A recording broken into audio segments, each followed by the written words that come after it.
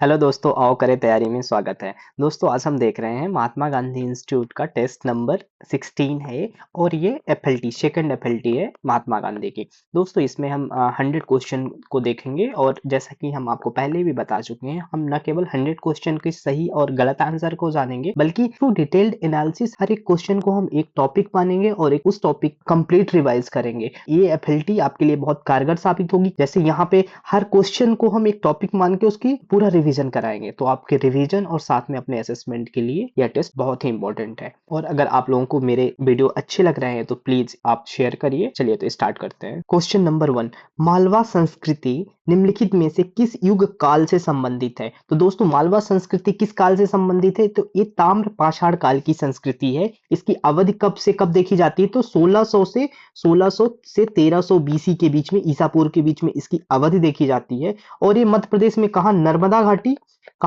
घाटी और चंबल घाटी के क्षेत्र में, नर्मदा घाटी और जो चंबल घाटी का क्षेत्र है यहाँ हमको देखने की मिलती हैं। और इसके साक्ष्य कहाँ से मिले हैं? इसके साक्ष्य देख लीजिएगा। तो साक्ष्य इसके जैसे कायथा, नवदा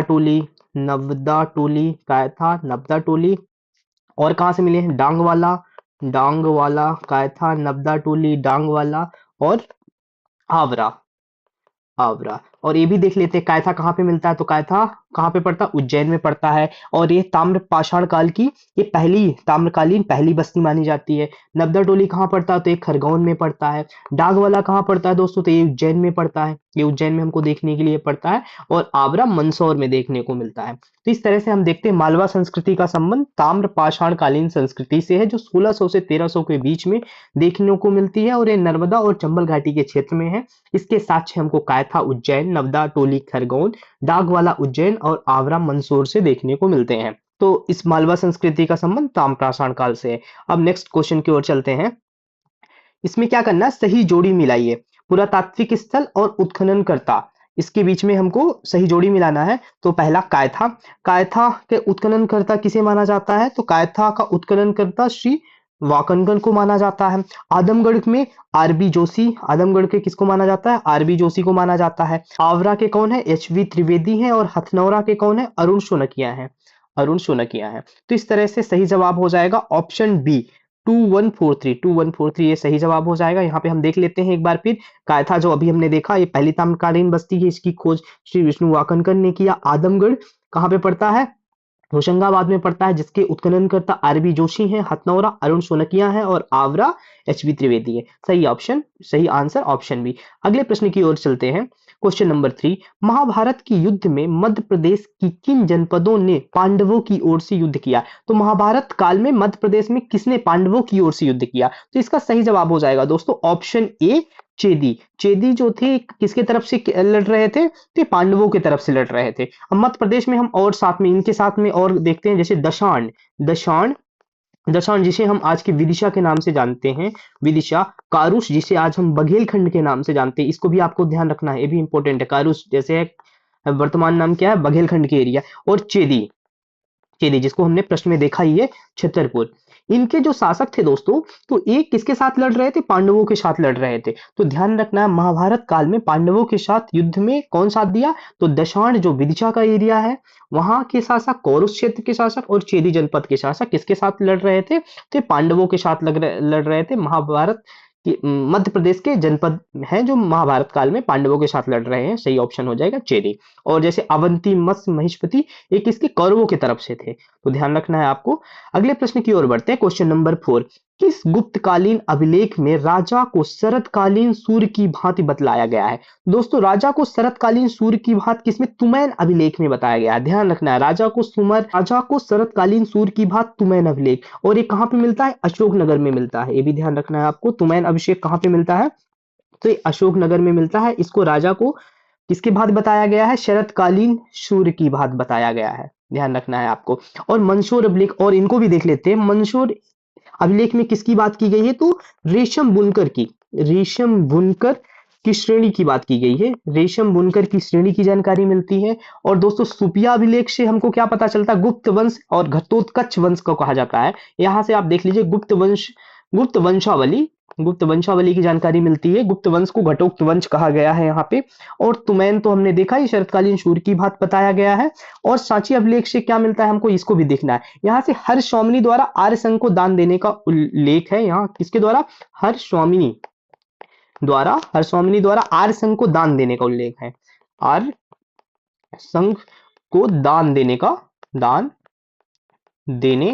उल्लेख है, यहाँ पे ध्यान रखना है। तो शरतकालीन सूर की बात तुमैन अभिलेख में बताया गया है। और मंदसौर अभिलेख में क्या बताया गया है, रेशम बुनकर की श्रेणियों का पता चलता है। सुपिया अभिलेख से हमको क्या मिलता है, गुप्त वंश की वंशावली मिलती है। और तुमैन अभिलेख से हमको क्या पता चलता है, राजा सूर की बात, ठीक है। सांची अभिलेख से हर्षस्वामिनी द्वारा आर्य समाज को दान देने की है।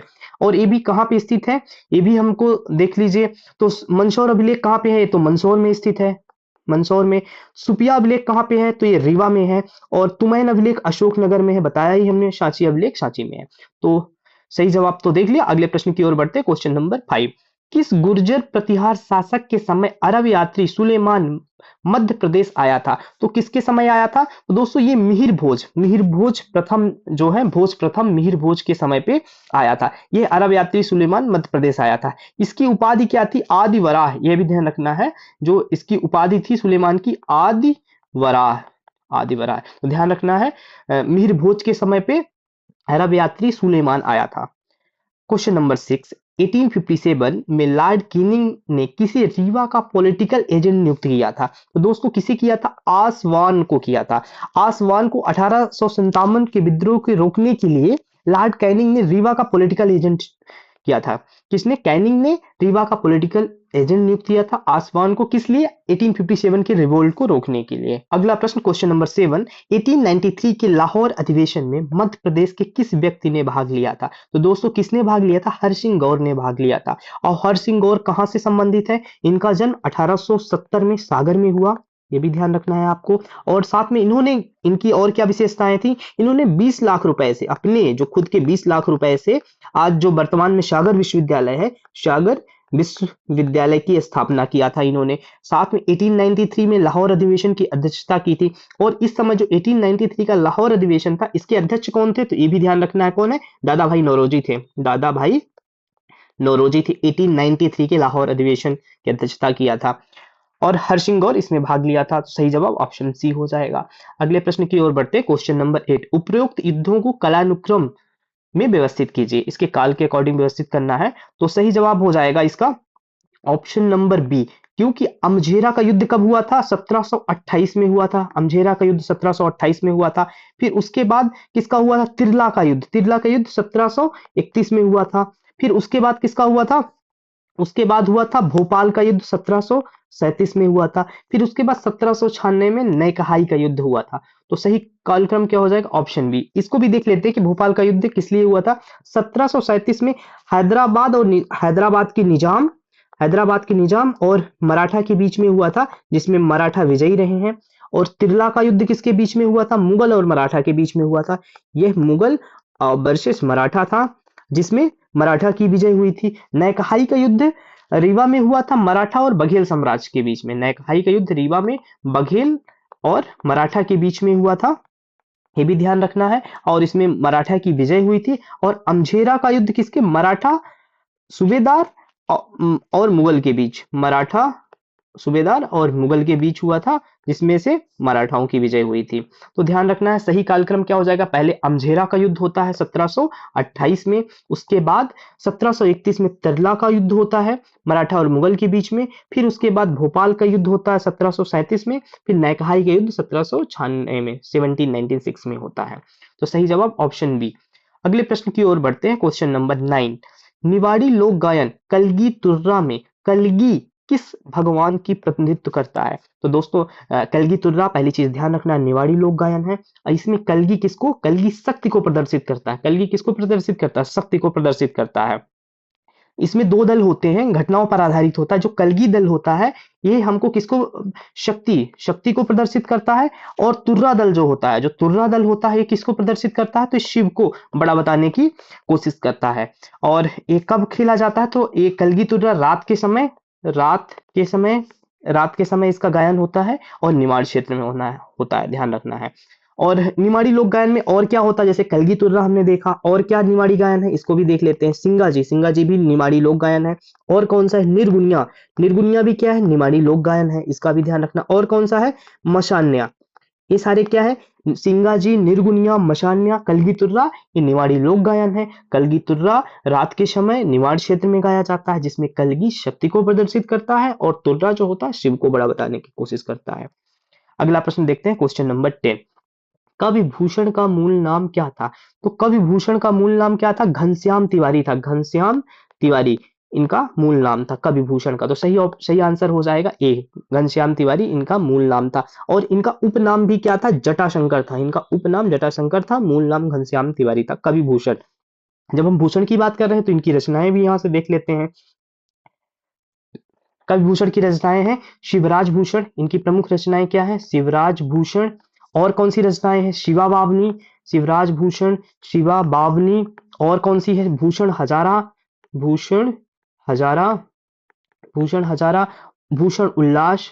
भूषण के नाम से जितनी होगी तो ऐसे भी आपको पता चल जाएगा कि ये किसकी है। और एक और महत्वपूर्ण है, इसको ध्यान रखना है आपको, छत्रसाल दशक, छत्रसाल दशक, ये सब किसकी रचनाएं हैं, भूषण की रचनाएं हैं। तो भूषण का मूल नाम घनश्याम तिवारी था और उपनाम जटाशंकर था। इनकी रचनाएं छत्रसाल दशक आपको ध्यान रखना है। साथ में शिवराज भूषण, शिवा बामनी, भूषण हजारा और भूषण उल्लास है।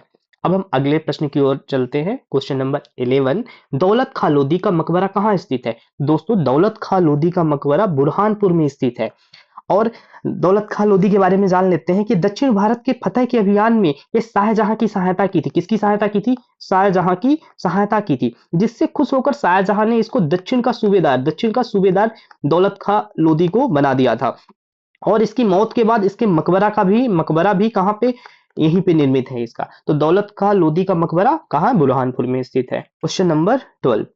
केंद्रीय संग्रहालय इंदौर का पूर्व नाम क्या था? तो दोस्तों केंद्रीय संग्रहालय का पूर्व नाम नर रत्न मंदिर था। नर रत्न मंदिर को आज वर्तमान में हम केंद्रीय संग्रहालय के रूप में जानते हैं। इसको निर्माण कौन करवाया था, ये भी ध्यान रखना है। इसका निर्माण तुकोजी राव होलकर ने कराया था। और तुकोजी राव होलकर, इनको तृतीय बोलते हैं, ने कराया था। और आज वर्तमान में इसको हम केंद्रीय संग्रहालय के नाम से जानते हैं। अगला प्रश्न देखते हैं, जैन तीर्थ स्थल द्रोणागिरी किस जिले में है? दोस्तों द्रोणगिरी किस जगह पे है, तो छतरपुर में है। द्रोणगिरी कहाँ पे है, छतरपुर में है, भूलना नहीं है आपको। और द्रोणगिरी में 35 मंदिर है। एक्चुअली जो द्रोणगिरी में उसमें 35 मंदिर हैं और 3 गुफाएं हैं, 3 केव हैं। यहाँ गुरुदत्त निर्वाण गुफा, कांच मंदिर, 24 मंदिर, ये प्रमुख गुफाएं हैं। और ये भी हम देख लेते हैं, सागर में कौन सा जैन तीर्थ स्थल है, तो यहाँ सागर में मंगलगिरी है, ध्यान रखना है। सागर में मंगलगिरी है। दमोह में कौन है, दमोह में कुंडलपुर है। दमोह में कुंडलपुर, दमोह में कुंडलपुर कहाँ है दोस्तों, दमोह में है। मंगलगिरी कहाँ है, सागर में है। और धार में क्या है, मतुंगागिरी। मतुंगागिरी कहाँ है, धार में है। धार में मतुंगागिरी है, ध्यान रखना है आपको। इसके साथ भी कुछ और महत्वपूर्ण स्थल हैं जैन तीर्थ स्थल, उनको देखते हैं। जैसे मुक्तागिरी कहाँ पे है, बताइए आप, मुक्तागिरी कहाँ पे है? तो मुक्तागिरी हमको बैतूल में देखने को मिलता है, मुक्तागिरी बैतूल। अब सोनागिरी, ये बहुत पूर्ण स्थान है, जैन तीर्थ स्थल है सोनागिरी। तो सोनागिरी कहाँ पे है, तो दतिया में है। सोनागिरी दतिया है, भूलना नहीं है। और गोमतगिरी, गोमतगिरी इसको भी नहीं भूलना है। गोमतगिरी तो हमने बताया कहाँ पे, इंदौर में है। गोमतगिरी इंदौर में है। और पावागिरी, इसको भी नहीं भूलना है। पावागिरी कहाँ पे है, पावागिरी खरगोन में देखने को मिलता है, खरगोन। ये सारे जैन तीर्थ स्थल की हम बात कर रहे हैं। मुक्तागिरी बैतूल, सोनागिरी दतिया, गोमतगिरी इंदौर और नेक्स्ट पावागिरी खरगोन। इसके अलावा बावन गजा भी नहीं भूलना है आपको, बावन गजा। बावन गजा कहाँ पे है, तो ये बड़वानी में देखने को मिल जाएगा आपको, बड़वानी में देखने को मिल जाएगा बामन गजा। और पुष्पगिरी कहाँ पे देखने को मिल जाएगा, पुष्पगिरी, ये भी नहीं भूलना, ये भी महत्वपूर्ण स्थान है। पुष्पगिरी कहाँ देखने को मिल जाएगा, तो देवास में देखने को मिल जाएगा, देवास में। तो एक बार फिर से हम एक बार सारे जैन तीर्थ स्थल को रिवाइज करते हैं। यहाँ पे प्रश्न में द्रोणगिरी पूछा था जो छतरपुर में है। और मुक्तागिरी कहाँ है, बैतूल में है। सोनगिरी कहाँ है, दतिया में है। और गोमतगिरी कहाँ पे है, तो इंदौर में है। और पावागिरी, गोमतगिरी के बाद पावागिरी कहाँ पे है, तो खरगोन में है। और बावन गजा यहाँ पे हमने बताया बड़वानी में। अब पुष्पगिरी बताया देवास में। इसके साथ जो ऑप्शन में थे उनको हम देख लेते हैं। ऑप्शन में सागर में कौन सा है, मंगलगिरी है। और कुंडलपुर कहाँ है, तो दमोह में है। धार में गिरी है, मतुंगा गिरी है। तो क्वेश्चन नंबर 13 इस तरह से हुआ। नेक्स्ट प्रश्न की ओर बढ़ते हैं, क्वेश्चन नंबर 14 में। राम रसायन किस साहित्यकार की रचना है? दोस्तों राम रसायन किसकी? पद्माकर जी की रचना है। पद्माकर जी की रचना क्या है? राम रसायन है। पद्माकर जी कहाँ से संबंधित है? तो सागर से संबंधित है। सागर में इनका जन्म हुआ था। कब? 1753 में इनका सागर में जन्म हुआ था। इनकी और रचनाओं को हम देख लेते हैं। तो पद्माकर जी की और रचनाएं कौन कौन सी हैं? जैसे पदमरण, पदमरण ये भी किसकी है? पद्माकर जी की रचनाएं हैं। और जगत विनोद, जगत विनोद किसकी है? तो ये पद्माकर जी की ये भी है, जगत विनोद भी है। प्रबोध पचासा किसकी है? प्रबोध पचासा, प्रबोध पचासा किसकी है? तो ये पद्माकर जी की है। और राम रसायन किसकी है? राम रसायन, राम रसायन भी पद्माकर जी की है। गंगा लहरी, गंगा लहरी, गंगा लहरी भी पद्माकर जी की है। और इनकी जैसे एक और महत्वपूर्ण है अलिजा प्रकाश, अलिजा प्रकाश ये भी किसकी है? पद्माकर जी की है। और हितोपदेश, हितोपदेश किसकी है? ये भी पद्माकर जी की है, हितोपदेश। इस तरह से हम पद्माकर जी की रचना देखते हैं। पद्माकर, राम रसायन पूछा हुआ है, पद्माकर जी की है। और साथ में और पद्माकर जी की कौन कौन सी रचनाएं हैं? मरण, जगत विनोद, प्रबोध पचासा, राम रसायन, गंगा लहरी, अलिजा प्रकाश और हितोपदेश ये पद्माकर जी से संबंधित है। और जो कवि हैं इनकी भी रचनाएं हम देख लेते हैं। जैसे केशवदास, केशवदास की प्रमुख रचनाओं को देख लेते हैं। केशवदास की प्रमुख रचना क्या है? विज्ञान गीता। विज्ञान गीता किसकी रचना है? भूलना नहीं है दोस्तों, विज्ञान गीता किसकी है? केशवदास की है। और रामचंद्रिका, विज्ञान गीता रामचंद्रिका किसकी है? फिर से बताना है आपको, केशवदास जी की है। और रत्न बावड़ी, रत्न रत्न बावड़ी, रत्न बावड़ी किसकी है? ये भी केशवदास जी की है। कवि प्रिया, रस प्रिया ये तो पता ही है, इसीलिए इनको मैं लास्ट में बता रहा हूँ कि ये सबको पता होता है। कवि प्रिया और रसिक प्रिया, रसिक प्रिया ये किसकी? केशवदास जी के। केशवदास जी की और विज्ञान गीता, रामचंद्रिका, रत्न बावड़ी, कवि प्रिया, रसिक प्रिया। अब कौन बचे? वाणभट्ट बचे। वाणभट्ट जी की दो रचनाएं हैं। एक हम देखते हैं कादम्बरी, कादम्बरी और कौन सी? हर्षचरित। ये इनकी दो प्रमुख रचनाएं हैं, कादम्बरी और हर्षचरित। और भभूति जी को देख लेते हैं। भभूति जी का यहाँ पे भभूति जी का मूल नाम क्या था ये भी जान लीजिए। जैसे अभी पूछा था केशवदास जी का, पूछा था, यहाँ पे भभूति जी का श्रीकंठ मूल नाम है। इनको भारती मिल्टन के नाम से भी जाना जाता है। और इनकी प्रमुख रचनाएं कौन सी है? मालती माधव। भभूति की कौन सी है? मालती माधव। मालती माधव किसकी? भभूति जी की है। और साथ में कौन सी है? उत्तर रामचरित, उत्तर रामचरित ये किसकी है? भभूति जी की है। और एक रचना और देख लेते हैं, महावीर चरित, महावीर चरित तो ये भभूति जी की रचना हुई। इस प्रश्न को हमने डिटेल में देखा। अब हम अगले प्रश्न की ओर बढ़ते हैं। Question number 15। क्वेश्चन नंबर 15 है, मध्य प्रदेश का प्रथम हिंदी समाचार पत्र मालवा अखबार। ये ध्यान रखना कि मालवा अखबार जो है मध्य प्रदेश का प्रथम हिंदी समाचार है। इसका प्रकाशन कहां से हुआ दोस्तों? क्या प्रकाशन किस वर्ष किया गया? तो प्रश्न है किस वर्ष से किया? दोस्तों 1848 में इसका प्रकाशन चालू होता है। हिंदी का मध्य प्रदेश का प्रथम समाचार पत्र मालवा अखबार है, जिसका प्रकाशन 1848 में कहां से प्रारंभ होता है? तो ये भी ध्यान रखना आपको, इंदौर से प्रारंभ होता है, इंदौर से प्रारंभ होता है। और इसके संपादक कौन थे? प्रेम नारायण थे, प्रेम नारायण इसके संपादक थे। तो प्रथम हिंदी मालवा अखबार 1848 में इंदौर से प्रकाशित होता है। अब हम अगले प्रश्न की ओर बढ़ते हैं। क्वेश्चन नंबर 16, मध्य प्रदेश के खिलाड़ी अद्वैत पागे किस खेल से संबंधित है? तो ध्यान रखना है, अद्वैत पागे कहां से हैं? मध्य प्रदेश से हैं। और एक कौन सा खेल खेलते हैं? तो तैराकी है, इनका खेल तैराकी है। ये मध्य प्रदेश के प्रमुख तैराक हैं। इनका संबंध कहां से? ये भी आपको ध्यान रखना है। अद्वैत पागे जी कहां से हैं? इंदौर से हैं। तो यहाँ पे तीन चीज आपको ध्यान रखना, अद्वैत पागे मध्य प्रदेश से संबंधित है, ये तैराकी के प्रमुख खिलाड़ी हैं और इनका संबंध इंदौर से है। नेक्स्ट क्वेश्चन 17, दुलदुल घोड़ी नृत्य किस जनजाति का प्रसिद्ध नृत्य है? तो दोस्तों दुलदुल घोड़ी किसका है? तो यह सहरिया जनजाति का प्रमुख नृत्य है, सहरिया जनजाति का प्रमुख नृत्य है। और सहरिया जनजाति किस क्षेत्र में पाती है? किस क्षेत्र में हमको देखने को मिल जाती है? तो ये श्योपुर, ग्वालियर, शिवपुरी के क्षेत्र जो है, श्योपुर, ग्वालियर और शिवपुरी के क्षेत्र में हमको सहरिया जनजाति देखने को मिल जाती है।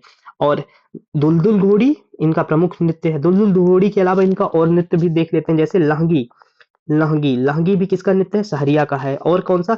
रागिनी, लहंगी, रागिनी, दुलदुल घोड़ी ये किसका प्रमुख नृत्य है? सहरिया का है। और सहरिया को जब हम नृत्य देख रहे हैं तो इनके प्रमुख देवता को भी देख लेते हैं। सहरिया के प्रमुख देवता कौन है? तो तेजा जी, तेजा जी, तेजा जी किसके प्रमुख देवता हैं? तो सहरिया के हैं। और सीता माता, सीता माता और कौन से? भैरव देव, भैरव देव ये किसके?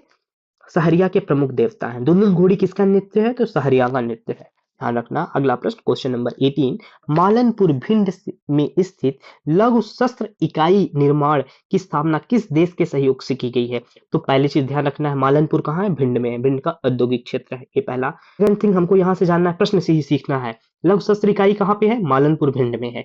और ये किसके सहयोग से स्थापित है? दोस्तों सही आंसर हो जाएगा इजराइल के सहयोग से स्थापित की गई है, इजराइल के सहयोग से स्थापित की गई है। अगला प्रश्न क्वेश्चन नंबर 19, वह व्यक्ति जिन्हें भीलों का गांधी भी कहा जाता है, तो भीलों का गांधी कहा जाता है दोस्तों बलेश्वर दयाल को। भीलों का गांधी कौन है? बलेश्वर दयाल भीलों का गांधी है। यद्यपि इनका जन्म इटावा उत्तर प्रदेश में हुआ, इटावा यूपी में हुआ, बट इनकी पूरी कर्मस्थली कहाँ रही है? इनकी कर्मस्थली झाबुआ रही है, झाबुआ रही है। और ये समाज सेवी नेता थे और इनका निधन कब हुआ है? 1998 में इनका निधन हो गया है। तो बलेश्वर दयाल को भीलों का गांधी कहा जाता है। और इनकी कर्मस्थली कहाँ रही है? तो इनकी कर्मस्थली झाबुआ में हमको देखने को मिल जाती है। अगले प्रश्न की ओर बढ़ते हैं, क्वेश्चन नंबर 20 को देखते हैं। उपयुक्त कथनों में से सही कथनों का चयन कीजिए। बुरास गांव कांड 14 जनवरी 1949 को हुआ, बिल्कुल सही है। बुरास गांव कांड 14 जनवरी 1949 को हुआ है, जिसमें नवाब सेना और क्रांतिकारियों के मध्य युद्ध हुआ है, ये बिल्कुल सही है दोस्तों। और संघर्ष का कारण नर्मदा नदी नदी तट पर तिरंगा फहराना था। जो बुरास कांड का कारण है दोस्तों, वो क्या है? नर्मदा नदी के तट पर तिरंगा फहराना है, ध्यान रखना है। इस घटना को भोपाल का जलियांवाला बाग का कांड कहा जाता है। तो सारे ऑप्शन सही हैं, तो सही उत्तर हो जाएगा 1, 2, 3, 4। ये हुआ कब था? 14 जनवरी 1949 को। कहां पे? भोपाल रियासत में हमको देखने को मिलेगा, ये भोपाल रियासत में हुआ था। यह नवाबी सेना और क्रांतिकारियों के मध्य संघर्ष था, जिसका कारण था कि नर्मदा नदी पर तिरंगा फहराना। इस घटना में बैजनाथ गुप्त, मंगल सिंह, वीरन सिंह की क्या की थी? सेना ने हत्या कर दी थी, इसलिए इसकी तुलना या इस घटना को भोपाल का जलियांवाला कांड कहा जाता है। तो सारे ऑप्शन सही हैं, सारे जो स्टेटमेंट है सही है, सही ऑप्शन हो जाएगा सी। क्वेश्चन नंबर 21 को देखते हैं। गणेश्वर प्रसिद्ध है, तो दोस्तों गणेश्वर क्या है? तो ये ताम्र कलाकृति है। गणेश्वर क्या है? ताम्र कलाकृति है। गणेश्वर प्रसिद्ध है, ताम्र कलाकृति है दोस्तों। और जो गणेश्वर सभ्यता थी, ये जो गणेश्वर सभ्यता थी, इसको हम क्या कहते थे? ताम्र, जो ताम्र युगीन सभ्यता थी उसको जननी कहते थे। ताम्र युगीन सभ्यता की जननी है, ताम्र युगीन सभ्यता की ये जननी है, जननी है गणेश्वर। इसकी खोज 1972 में रतन चंद्र अग्रवाल ने किया था। ये राजस्थान के क्षेत्र में आता है गणेश्वर। ये ताम्र कलाकृति के लिए फेमस है, सही जवाब हो जाएगा ऑप्शन बी। क्वेश्चन नंबर 22, सही सुमेलित कीजिए। तो इसमें हमको सही सुमेलित करना है ऑप्शन। तो ब्रीही, ब्रीही क्या है दोस्तों? ब्रीही चावल है। ब्रीही किसे कहते हैं? चावल को कहते हैं। मुदंग किसे कहते हैं? मूंग को कहते हैं। यव किसे कहते हैं? जौ को कहते हैं। और इच्छु गन्ना को कहते हैं। तो ध्यान रखना है इच्छु क्या है? इच्छु गन्ना है। यव क्या है? जौ है। मुदंग क्या है? मुदंग है हमारी मूंग। और बीही क्या है? बिरीही, ब्रीही चावल को कहते हैं। तो इस प्रश्न का सही जवाब हो जाएगा ऑप्शन सी, 4, 3, 2, 1। अगले प्रश्न की ओर बढ़ते हैं, क्वेश्चन नंबर 23, विक्रम संवत का प्रारंभ हुआ। तो दोस्तों विक्रम संवत का प्रारंभ 57 ईसा पूर्व हुआ था। यह प्रचलित हिंदू पंचांग है, जो 57 ईसा पूर्व में इसका प्रारंभ हुआ था, प्रचलन स्टार्ट हुआ है। और प्रचलन उज्जैन के शकों पर विजय के उपलक्ष्य में राजा विक्रमादित्य द्वारा प्रारंभ किया गया था। तो राजा विक्रमादित्य ने शक शासक को पराजय कर विक्रम संवत का प्रारंभ किया था। और यह संवत दोस्तों नेपाल में भी इसकी मान्यता प्राप्त है। और ये हिंदू पंचांग तो इस पे आधारित है ही। तो सही जवाब हो जाएगा ऑप्शन सी। अगला प्रश्न क्वेश्चन नंबर 24 को देखते हैं।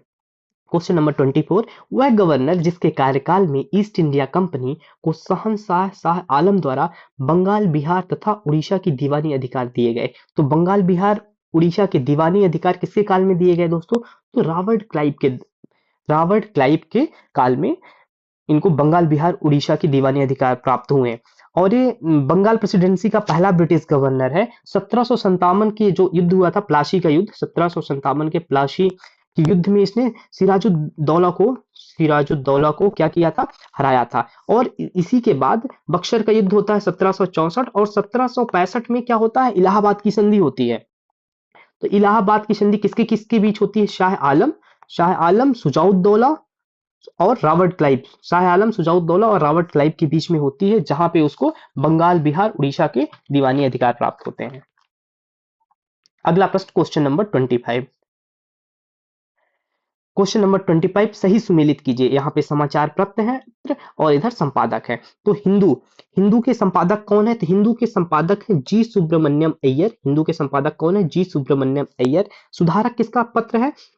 ये गोपाल कृष्ण गोखले का पत्र है। वॉइस ऑफ इंडिया किसका है? दादा भाई नौरोजी का है। वॉइस ऑफ इंडिया दादा भाई नौरोजी का है। और हिंदुस्तानी गंगा प्रसाद वर्मा का है।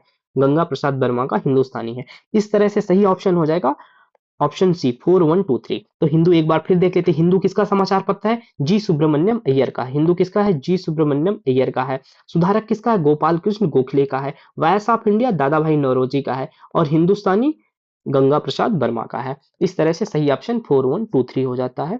अगले प्रश्न की ओर चलते हैं। क्वेश्चन नंबर 26, यही जोड़ी मिलाना है।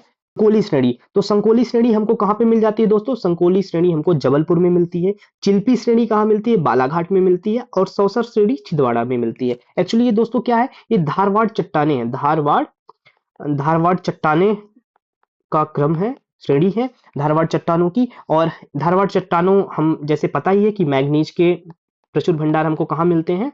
तो धारवाड़ चट्टानों में मिलते हैं। संकोली श्रेणी हमको जबलपुर में मिल जाती है। चिल्पी श्रेणी बालाघाट में और सौसर श्रेणी छिंदवाड़ा में। तो सही ऑप्शन हो जाएगा सी 312। प्रश्न क्वेश्चन नंबर 27, आसीरगढ़ किस पर्वत श्रेणी का हिस्सा है? तो दोस्तों आसीरगढ़ राजपीपला श्रेणी का हिस्सा है। राजपीपला श्रेणी सतपुड़ा श्रेणी का पार्ट है। सतपुड़ा श्रेणी का जो पश्चिमी एरिया है, पश्चिमी भाग है। सतपुड़ा श्रेणी को हम किससे जानते हैं? मैकाल सबसे पूर्वी भाग, फिर उसके बाद महादेव, फिर उसके बाद जो सबसे पश्चिमी भाग है उसको राजपीपला की श्रेणी के नाम से जानते हैं। और यहीं पर आसीरगढ़ का किला और पर्वत भी मिलता है हमको। और आसीरगढ़ जो पर्वत है उसकी सबसे ऊंची चोटी क्या है? इसको भी यहाँ पे देख लीजिए। सबसे ऊंची चोटी है चूलगिरी। कितनी? 1215 मीटर की है। जो कि चूलगिरी कहाँ पे पड़ेगी हमको? तो बड़वानी में पड़ेगी। ये भी ध्यान रखना है आपको। और आसीरगढ़ को दक्षिण का प्रवेश द्वार भी कहते हैं। आसीरगढ़ को क्या बोलते हैं? दक्षिण का प्रवेश द्वार भी बोलते हैं। इसको भी आप ध्यान रखना है, दक्षिण का प्रवेश द्वार भी बोलते हैं। तो आसीरगढ़ किस पर्वत की श्रेणी है? राजपीपला की श्रेणी है। क्वेश्चन नंबर 28, प्राणहिता किन नदियों का संगम है? तो दोस्तों प्राणहिता वर्धा और वेनगंगा। वर्धा और वेनगंगा को हम क्या बोलते हैं? इनके संगम को प्राणहिता बोलते हैं। और ये कहाँ पे है दोस्तों? ये महाराष्ट्र में है। महाराष्ट्र में है। और यहाँ पे हम देख लेते हैं उद्गम भी। वर्धा नदी का उद्गम कहाँ पे होता है? तो बैतूल में होता है। बैतूल से कालीभीत, बैतूल की भी जान लीजिए, कालीभीत पहाड़ी से वर्धा नदी का जो दोस्तों वर्धा नदी है वो बैतूल के कालीभीत पहाड़ी की जो शिखर है वर्धन, वहां से निकलती है, इसलिए इसका नाम भी वर्धा है। और दूसरी नदी जो है वेनगंगा। वेनगंगा का उद्गम कहाँ से होता है? ये सिवनी में कहाँ से? मुंडरा गांव जो है गोपालगंज का मुंडारा गांव यहाँ से निकलती है। और इनके संगम को हम किस नाम से जानते हैं? प्राणहिता के नाम से जानते हैं। और ये कहाँ पे है? महाराष्ट्र में है।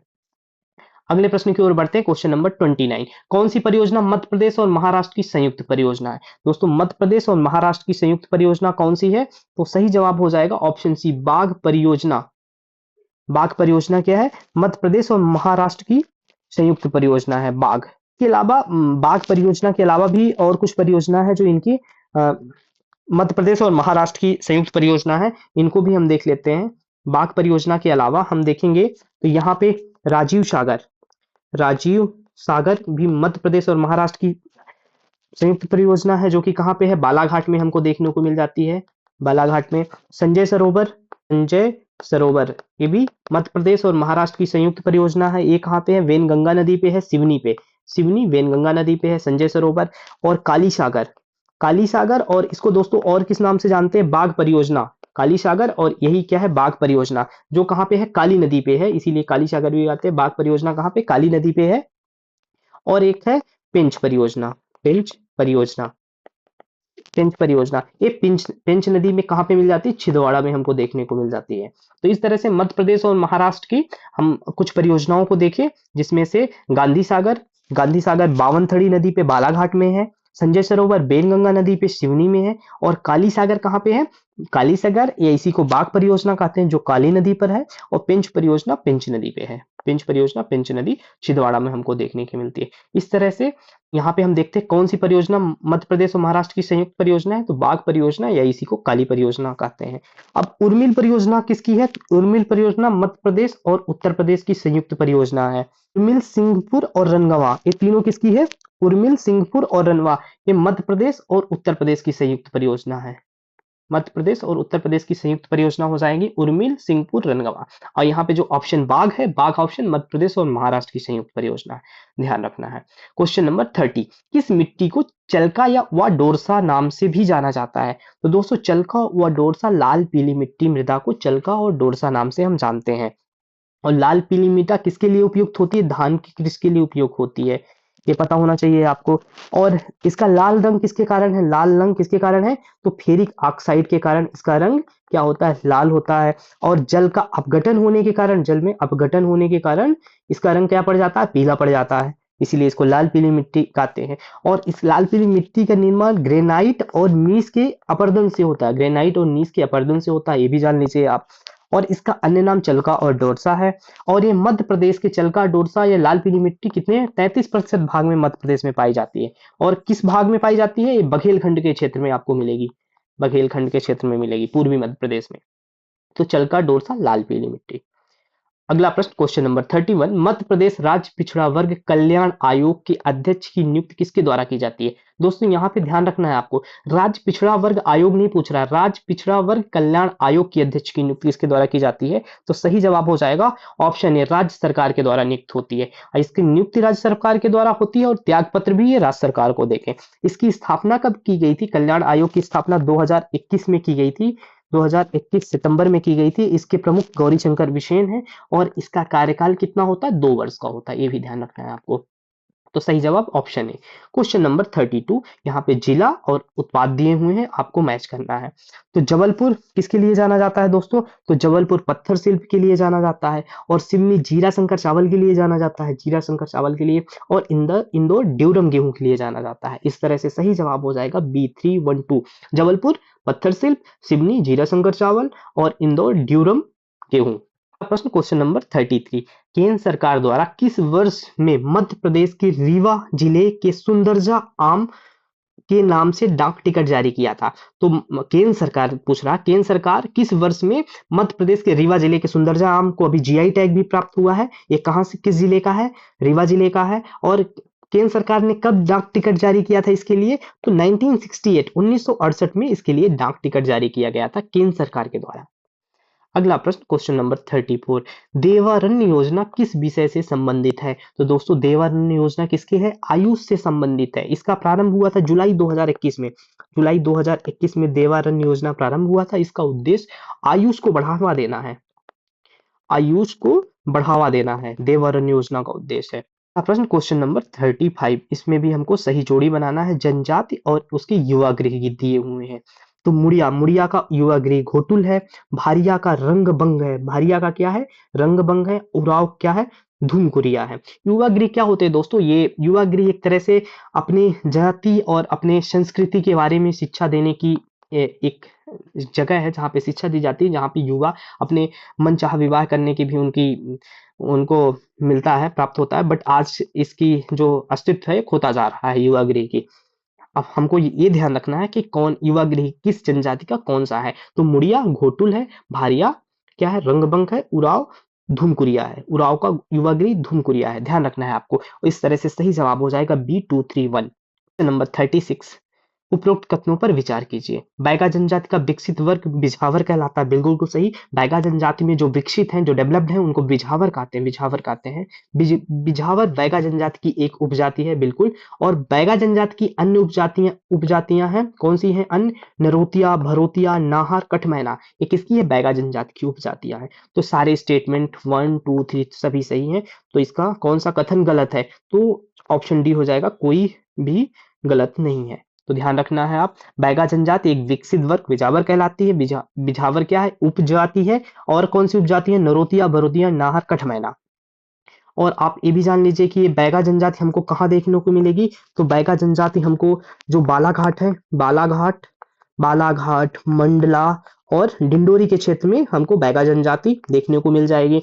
और बैगा जनजाति से संबंधित पढ़ रहे हैं तो इनके नृत्य को ध्यान रखना है आपको। इनके नृत्य कौन से हैं? परधौनी। परधौनी किसके नृत्य हैं? बैगा जनजाति के हैं। और कौन सा है? परधौनी, कर्मा, परधौनी, कर्मा, सजनी दीवानी, सजनी दीवानी, सजनी दीवानी और बिल्मा, ये किसके नृत्य हैं? तो ये ध्यान रखना है, ये बैगा जनजाति के नृत्य हैं। और जब नृत्य देख रहे हैं तो हम देवता भी देख लें। इनके बैगा जनजाति के प्रमुख देवता कौन है? तो इनके 3 देवता मुख्य रूप से हैं। एक तो हो गए ठाकुर देव, ठाकुर देव, बूढ़ा देव, ठाकुर देव, बूढ़ा देव और दूल्हा देव, दूल्हा देव। और ये किसके देवता हैं? जो ठाकुर देव हैं वो किसके? सृष्टि, पूरे सृष्टि की रक्षा करते हैं। बूढ़ा देव जो हमें पीढ़ियों का कल्याण करती हैं, जो जितनी भी पीढ़ियां हैं उनकी पीढ़ियों की कल्याण करती हैं। और दूल्हा देव हमको बीमारी से बचाते हैं, बीमारी से बचाते हैं। तो हम बैगा जनजाति देख रहे हैं। बैगा जनजाति की जो विकसित उपजाति है वो बिझावर है। और कौन सी है? नरोतिया, भरोतिया, नाहर, कठवैना, ये उपजातियां हैं। ये हमको बालाघाट, सिवनी और मंडला, बालाघाट, मंडला और डिंडोरी क्षेत्र में देखने को मिलती हैं। इनका प्रमुख नृत्य परधौनी, कर्मा, सजनी दीवानी, बिल्मा है। इनके देवता ठाकुर देव, बूढ़ा देव, दूल्हा देव हैं। ये ध्यान रखना है आपको। अब हम अगले प्रश्न की ओर बढ़ते हैं, question number 37। Question number 37, Madhya Pradesh handloom संचालनालय का मुख्यालय कहाँ है? तो हैंडलूम संचालनालय का मुख्यालय कहाँ पे है? तो दोस्तों भोपाल में है। इसकी स्थापना कब हुई थी? 1976 में हुई थी। कहाँ पे स्थित है? भोपाल में स्थित है। ये ध्यान रखना है। अगला प्रश्न, क्वेश्चन नंबर 38, इनमें से कौन से व्यक्ति मध्य प्रदेश विधानसभा के अध्यक्ष रह चुके हैं? तो गुलशेर अहमद। दोस्तों गुलशेर अहमद मध्य प्रदेश की विधानसभा के अध्यक्ष रह चुके हैं। और इनका कार्यकाल कब था? 14/8/72 से 14/7/77 था। तो 1972 से लेके 1977 तक गुलशेर अहमद मध्य प्रदेश विधानसभा के अध्यक्ष रह चुके हैं। अगला प्रश्न, क्वेश्चन नंबर 39, मध्य प्रदेश के पूर्व मुख्यमंत्री जिनका जन्म नागौर राजस्थान में हुआ, केंद्र में स्वास्थ्य मंत्री रहे और दुर्ग में आयुर्वेदिक चिकित्सा महाविद्यालय के संस्थापक भी रहे, वो कौन है? तो दोस्तों वो मोतीलाल वोरा है। मोतीलाल वोरा मध्य प्रदेश के मुख्यमंत्री रहे हैं। इनका जन्म नागौर राजस्थान में हुआ है और साथ ही केंद्र में स्वास्थ्य मंत्री के पद पे रहे हैं तथा दुर्ग में आयुर्वेदिक चिकित्सा महाविद्यालय की संस्थापक भी रहे हैं। तो सही जवाब हो जाएगा मोतीलाल वोरा। अगला प्रश्न, क्वेश्चन नंबर, बुंदेलखंड क्षेत्र में नई फसल के आने पर मनाया जाने वाला पर्व जिससे छोटी दिवाली भी कहा जाता है, तो बुंदेलखंड में नई फसल के आने पे पर्व मनाया जाता है दोस्तों, तो नवन्ना पर्व। नवन्ना पर्व जो है बुंदेलखंड के क्षेत्र में नई फसल के आने पर मनाया जाता है और इसे छोटी दीपावली भी कहते हैं, छोटी दिवाली भी कहते हैं। नवन्ना पर्व कहाँ? बुंदेलखंड क्षेत्र में मनाया जाता है नवन्ना पर्व, भूलना नहीं है। नंबर 41, हिमालय के किस भाग पर करेवा भू आकृति पाई जाती है? तो कहाँ पे पाई जाती है भू आकृति करेवा? तो कश्मीर हिमालय में पाई जाती है। करेवा कहाँ मिलती है? तो कश्मीर हिमालय में मिलती है। कश्मीर हिमालय में क्या? काराकोरम, लद्दाख और जास्कर और पीर पंजाल सहित पर्वत श्रृंखलाएं शामिल हैं जो कश्मीर हिमालय में।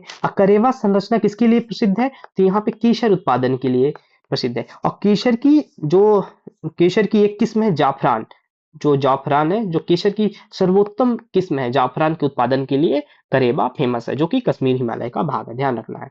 क्वेश्चन नंबर 42, यहाँ पे स्थान और पहाड़ियां हैं, उनको हमको मैच करना है। तो माउंट आबू, माउंट आबू कहाँ पे है? माउंट आबू अरावली में है। कोडाई कनाल कहाँ पे है? तो ये पालनी हिल्स का पार्ट है कोडाई कनाल।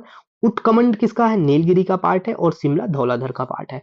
तो ये सही ऑप्शन हो जाएगा ऑप्शन नंबर डी, 4321 इसका सही जवाब हो जाएगा। फिर से ध्यान रखना है आपको, माउंट आबू कहाँ पे है? अरावली में है। कोडाई कनाल कहाँ पे है? पालिनी में है। उत्कमंड कहाँ पे है? नीलगिरी में है। और शिमला धौलाधर में है। इस तरह के सही जवाब हो जाएगा डी, 4321। क्वेश्चन नंबर 43, पाट अंचल अवस्थित है, तो पाट अंचल कहाँ पे है? तो पाट अंचल झारखंड में है, झारखंड में है। एक्चुअली ये छोटा नागपुर, जो छोटा नागपुर का पठार है उसका स्थानीय नाम है पाट अंचल। कहाँ पे है? झारखंड में है। क्वेश्चन नंबर 44, अलकनंदा मंदाकिनी का संगम होता है, अलकनंदा और मंदाकिनी का संगम रुद्रप्रयाग में होता है। अलकनंदा और मंदाकिनी का संगम कहाँ होता है? रुद्रप्रयाग में होता है। और कुछ हम संगम देख लेते हैं, जैसे नंद प्रयाग में किसका होता है? तो नंद प्रयाग में अलकनंदा और नंदाकिनी, एक अलकनंदा प्लस नंदाकिनी का संगम नंद प्रयाग में होता है। कर्ण प्रयाग में अलकनंदा और किसका? पिंडार, अलकनंदा और पिंडार का संगम जहां पे होता है उसको हम कर्ण प्रयाग कहते हैं। देव प्रयाग किसको कहते हैं? तो देव प्रयाग अलकनंदा, अलकनंदा और भागीरथी, भागीरथी के संगम को हम देव प्रयाग कहते हैं। नंद प्रयाग, अलकनंदा और नंदाकिनी। कर्ण प्रयाग, अलकनंदा और पिंडार। और एक और प्रयाग है विष्णु प्रयाग, विष्णु प्रयाग। विष्णु प्रयाग में किसका संगम होता है? तो विष्णु प्रयाग में अलकनंदा और धौली गंगा, अलकनंदा और धौली गंगा के संगम को हम विष्णु प्रयाग कहते हैं। इस तरीके से हम यहाँ पे पंच प्रयाग को देख लिया। पहला रुद्र प्रयाग किस में हुआ, तो अलकनंदा और मंदाकिनी में रुद्र प्रयाग हुआ। रुद्र प्रयाग, अलकनंदा, अलकनंदा और मंदाकिनी में रुद्र प्रयाग हुआ। फिर देव प्रयाग देखा, अलकनंदा और भागीरथी, अलकनंदा और भागीरथी में क्या हुआ, देव प्रयाग हुआ। नंद प्रयाग देखा, अलकनंदा और नंदाकिनी में हुआ। कर्ण प्रयाग अलकनंदा और पिंडार में हुआ। और पांचवा विष्णु प्रयाग अलकनंदा और धौली गंगा के बीच में हो रहा है। तो ये पंच प्रयाग को आपको ध्यान रखना है। अगला प्रश्न, क्वेश्चन नंबर 45, सुकिंदा घाटी जो उड़ीसा में है किस अयस्क के उत्पादन के लिए प्रसिद्ध है। तो सुकिंदा घाटी जो उड़ीसा में है क्रोमाइट अयस्क के लिए, क्रोमाइट अयस्क के लिए यहाँ पे क्या है, ये क्रोमाइट अयस्क का समृद्ध बेल्ट है, समृद्ध जो भंडार मिला है हमको क्रोमाइट का, कहा, सुकिंदा घाटी में। अगला प्रश्न, भूमध्य रेखा में कुल कितने देश, भूमध्य रेखा कुल कितने देशों से गुजरती है। तो भूमध्य रेखा कुल 13 देशों से गुजरती है। 13 देश और 3 महाद्वीप, 13 देश, 3 महाद्वीप और 3 जल निकाय, 3 जल निकाय से गुजरती है। तो 3 जल निकाय कौन है, तो ये पहले देख लीजिए, अटलांटिक, प्रशांत और हिंद। अटलांटिक, प्रशांत और हिंद जहां से भूमध्य रेखा निकलती है। 3 महाद्वीप कौन से हैं, तो एशिया, अफ्रीका और दक्षिण अमेरिका, एशिया, अफ्रीका और साउथ अमेरिका, यहां से 3 महाद्वीप हो गए। और 13 देश, 13 देश भी देख ले यहाँ पे, तो चलिए देश भी देख लेते हैं। 13 कौन से, यहाँ से एक तरफ से चालू करते हैं। तो Ecuador, Colombia, Ecuador, Colombia, Brazil, Brazil, Sao Tome, Sao Tome Principe, इसको बोलते हैं सौ टोनो प्रिंसिपे, और कांगो, कांगो, और फिर कांगो गणराज्य, Republic of Congo, Republic of Congo, Congo गणराज्य बोलते हैं इसको। फिर इसके अलावा Uganda, Uganda, Kenya, Uganda, Kenya, Somalia, Uganda, Kenya, Somalia. फिर इसके अलावा देखते हैं मालदीव, आ जाते हैं हम एशिया में, Maldives, Indonesia, Indonesia, Indonesia, Maldives, Indonesia और किरीबाती, किरीबाती। तो इस तरह से हम देखें 13 राज्यों से गुजरती हैं। तो यहाँ पे क्या हो गया, 13 राज्यों से गुजरती है। तो पहला इक्वाडोर, दूसरा कोलंबिया, तीसरा ब्राजील, चौथा सौ टोमो प्रिंसिपे, पांचवा कांगो, छठा कांगो गणराज्य, सातवां युगांडा, आठवां केन्या, नौवां सोमालिया, 10वां मालदीव, 11वां इंडोनेशिया, 12वां किरीबती, और एक बच गया, एक छूट गया था, एक गैबन, गैबन, गैबन। इस तरीके से 13 कंट्री से, 13 देशों से भूमध्य रेखा गुजरती है। भूमध्य रेखा 13 देश से, 3 महाद्वीप, एशिया, अफ्रीका और दक्षिण अमेरिका, और 3 जल निकाय, जिसमें से जल निकाय कौन कौन से, अटलांटिक महासागर, प्रशांत महासागर और हिंद महासागर। इस तरीके से 13 देश, 3 महाद्वीप और 3 महासागर से गुजरती है भूमध्य रेखा। क्वेश्चन नंबर 47, संविधान सभा में भारतीय संविधान का तृतीय वाचन प्रारंभ हुआ। तो तृतीय वाचन कब से कब प्रारंभ हुआ था, तो 14 नवंबर से, 14 नवंबर से 26 नवंबर तक तृतीय वाचन था। 14 नवंबर 1949 से 26 नवंबर 1949 तक तृतीय वाचन था। एक्चुअली पहला वाचन चालू होता है, पहला वाचन हम देखते हैं।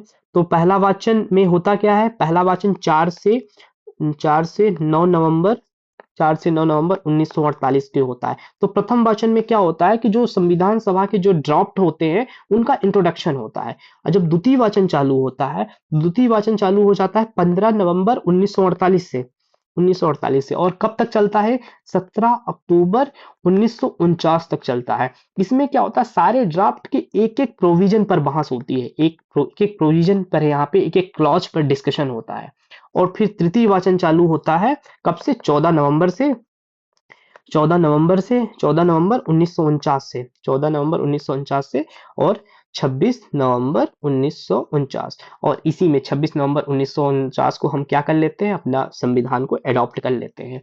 ठीक है, तो तृतीय वाचन कब से चालू हो रहा है, 14 नवंबर 1949 से 26 नवंबर 1949 तक चल रहा है, तो ध्यान रखना है। और प्रथम 4 से 9 नवंबर प्रथम वाचन, यहाँ पे भी दिखना है, ये प्रथम वाचन है 4 से 9 नवंबर 1948। और यहाँ पे ड्राफ्ट जो होता है, संविधान का ड्राफ्ट, उसका इंट्रोडक्शन कराया जाता है, परिचय दिया जाता है। दूसरा वाचन प्रारंभ होता है 15 नवंबर 1948 से, जो कि 17 अक्टूबर 1949 तक चलता है। इसमें एक एक प्रोविजन क्लाज पर डिटेल डिस्कशन होता है।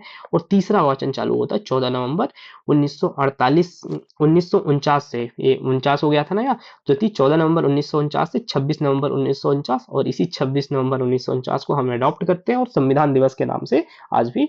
इस प्रश्न क्वेश्चन नंबर 48, अनुच्छेद और संघ राज्य क्षेत्र के बारे में जानकारी दी गई है। तो 240 का 240 240 ए किसकी बात करता है? ए सबसे पहले किसकी बात होगी? ए आएगा, अंडमान निकोबार की बात होगी। फिर एक तरफ अंडमान निकोबार, फिर दूसरी तरफ क्या है? लक्षद्वीप है। तो बी किसका हो जाएगा? लक्षद्वीप का हो जाएगा। बी खा लक्षद्वीप का हो जाएगा। इसके बाद आएगा सी का नंबर गा। तो गा क्या होगा? दादर एवं नगर हवेली। और डा क्या हो जाएगा? पुदुचेरी। तो 240 ए किसकी बात करेगा? अंडमान निकोबार 240 ए। 240 बी लक्षद्वीप। 240 सी कौन सा हो जाएगा? दादर एवं नगर हवेली। और 240 डी पुदुचेरी। तो इस तरह से सही जवाब हो जाएगा ऑप्शन डी हो जाएगा यहाँ पे 4321। अगला प्रश्न बढ़ते हैं, क्वेश्चन नंबर 49। एक राष्ट्रपति ने एक शक्ति का प्रयोग किया था जिसे संवैधानिक शब्दावली में जेबी निषेधाधिकार या पॉकेट वीटो इसी को कहते हैं, कहा जाता है। और किसने प्रयोग किया था? तो दोस्तों, पॉकेट वीटो का प्रयोग सर्वप्रथम ज्ञानी जैल सिंह ने किया था। तो राजीव गांधी के सरकार में क्या आया था? एक बिल आई थी। बिल का नाम क्या था? बिल का नाम था भारतीय डाकघर संशोधन विधेयक। भारतीय, ध्यान रखना है, ये भी पूछा जा सकता है, डाकघर संशोधन संशोधन विधेयक। इसी संबंध में ज्ञानी गैल सिंह ने पॉकेट वीटो का यूज किया था। और एक क्या है? 7वें राष्ट्रपति थे, ध्यान रखना है आपको, जिनका 1982 से 87 के बीच में। अगला प्रश्न, क्वेश्चन नंबर 50। अंतरराष्ट्रीय समझौतों को प्रभावी बनाने हेतु संसद, यहाँ क्या कह रहा है? संसद राज्य सूची के विषय पर कानून बना सकती है। तो संसद राज्य सूची के विषय में कानून अनुच्छेद 253 आर्टिकल 253 के तहत बनाती है। संसद आर्टिकल 253 में संसद को यह शक्ति दी गई है कि वह किसी भी अंतरराष्ट्रीय संधि करार को कार्य रूप देने के लिए समूचे देश या किसी भाग के लिए कोई विधि बना सकती है। तो किसमें वर्णन है? आर्टिकल 253 में कहा गया है। अगला प्रश्न 51। किस अनुच्छेद के तहत राज्यपाल राष्ट्रपति के प्रसाद पर्यंत पद धारण करते हैं? तो ये अनुच्छेद 156 में कहा गया है। अनुच्छेद 156 किसकी बात करता है? राज्यपाल राष्ट्रपति के प्रसाद पर्यंत ग्रहण करते हैं, ये अनुच्छेद 156 कह रहा है। अनुच्छेद 155 में क्या कहा गया है? राज्यपाल की राष्ट्रपति द्वारा नियुक्त। तो जो राज्यपाल है उसकी राष्ट्रपति द्वारा नियुक्त की बात करता है आर्टिकल 155। 156 में राष्ट्रपति के प्रसाद पर्यंत पद ग्रहण करेंगे। और 157 में क्या कहा गया है? कि राज्यपाल की नियुक्त होने की योग्यता। तो इसमें राज्यपाल की नियुक्ति की योग्यता 157 में वर्णित है, अनुच्छेद 157 में। अनुच्छेद 158 में राज्यपाल के पद की सेवा शर्तें, क्या शर्तें क्या होगी? ये अनुच्छेद 158 में। इस तरह से सारे हमने ऑप्शन को देखा। तो राज्यपाल राष्ट्रपति के प्रसाद पर्यंत पद धारण करेंगे किसमें? आर्टिकल 156 में। और राज्यपाल की नियुक्ति राष्ट्रपति के द्वारा होगी, ये अनुच्छेद 155 बताता है। राज्यपाल के पद की क्या योग्यता होगी? अनुच्छेद 157 में दिया गया है। अनुच्छेद 158 राज्यपाल की पद की सेवा शर्तें के बारे में वर्णन है। अगला प्रश्न देखते हैं, क्वेश्चन नंबर 52। किसने कहा था कि राष्ट्रपति का आपातकालीन अधिकार संविधान के साथ धोखा है? तो किसने कहा था इस संविधान निर्माण के समय कि जो आपातकालीन शक्तियां मिली हुई हैं राष्ट्रपति को, यह संविधान के साथ धोखा है? तो ये कि के एम नंबियार ने कहा था। के एम नंबियार ने संविधान में उल्लेखित राज्यों के राष्ट्रपति शासन संबंधी प्रावधान का विरोध कर रहे थे और कहते हैं कि राष्ट्रपति का आपातकालीन अधिकार संविधान के साथ क्या है? धोखा है। प्रश्न देखते हैं, क्वेश्चन नंबर 53। किस समिति ने प्रतिस्पर्धा अधिनियम 2002 को अधिनियमित करने का सुझाव दिया? तो किसके सुझाव से प्रतिस्पर्धा इसको क्या बोलते हैं? कंपटीशन एक्ट आया है, कंपटीशन एक्ट 2002 आया है। तो कंपटीशन एक्ट 2002 किसके? एस राघवन समिति के। ऑप्शन सी, एस राघवन समिति के अनुशंसा पर क्या लाया गया? कंपटीशन एक्ट, प्रतिस्पर्धा अधिनियम 2002 लाया गया। इसके पहले क्या था? एमआरटीपी एक्ट था। एमआरटीपी एक्ट 1900 कब का था? ये 1968 का था। एक market restriction trade practices act 1968 का था। इसके जगह पर एसबीएस राघवन समिति की अनुशंसा पर प्रतिस्पर्धा अधिनियम 2002 लाया गया। अगला प्रश्न 54, संविधान का अनुच्छेद 105 किससे संबंधित है? तो आर्टिकल 105 किससे संबंधित है? तो संसद के सदनों, उसके सदस्यों और उसकी समितियों के सदस्यों की शक्तियां, विशेषाधिकार आदि। बिल्कुल सही। 105 अब सही ऑप्शन क्या हो जाएगा? ए ऑप्शन हो जाएगा। जो अनुच्छेद 155 है, तो संसद के सदनों, उसके सदस्यों और समितियों की शक्तियों का विशेषाधिकार आदि सब किसके बाद 5 अनुच्छेद 105 में दिया गया है।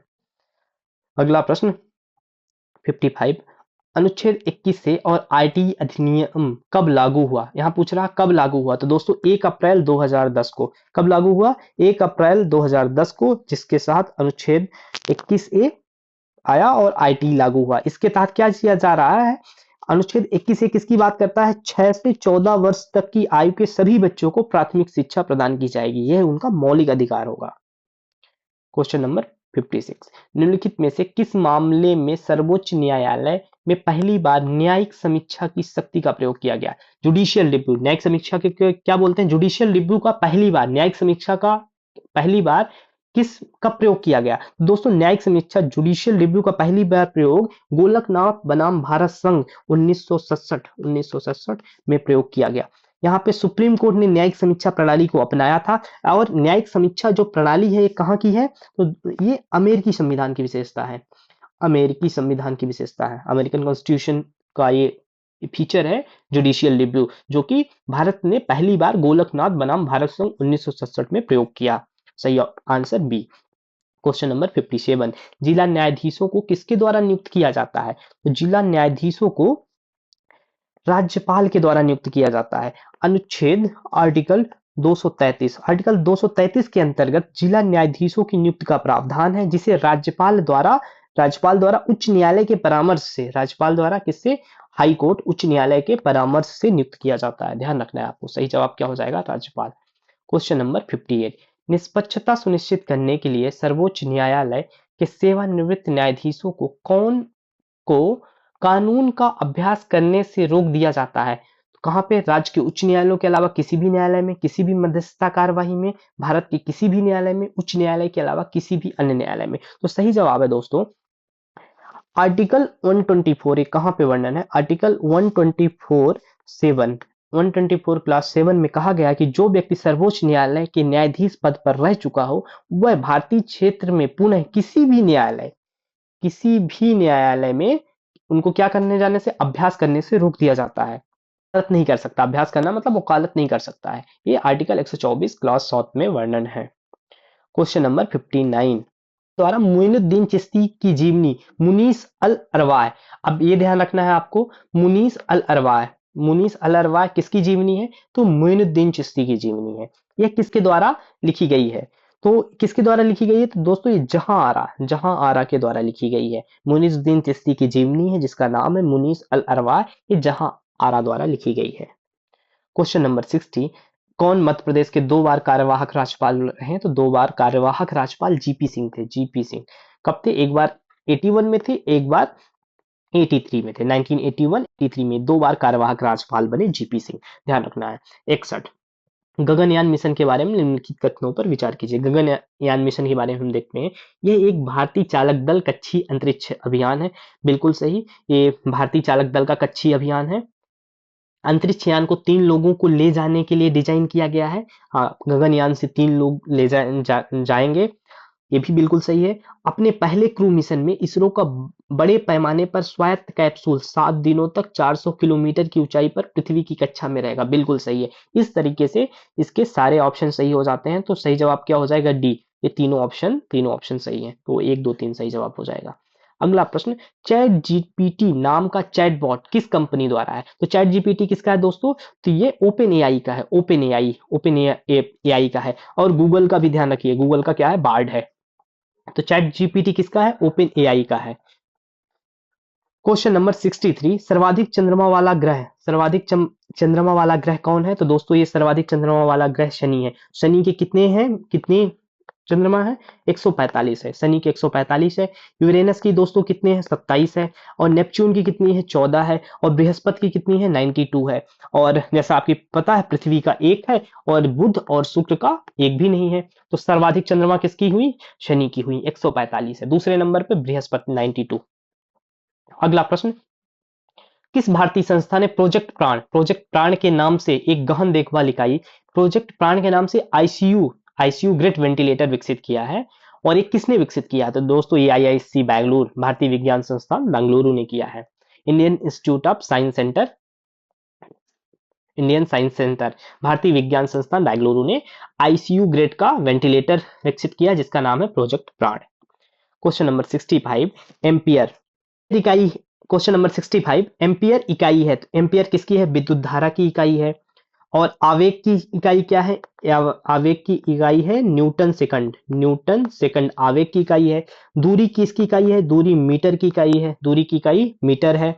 और द्रव्यमान का किलोग्राम, द्रव्यमान का किलोग्राम, विद्युत धारा एम्पियर, दूरी मीटर, आवेग न्यूटन सेकंड, ध्यान रखना है। क्वेश्चन नंबर 66, तेल का एक बैरल होता है, तो तेल का एक बैरल 159 लीटर का होता है, एक बैरल बराबर 159 लीटर जो होता है कच्चा तेल होता है।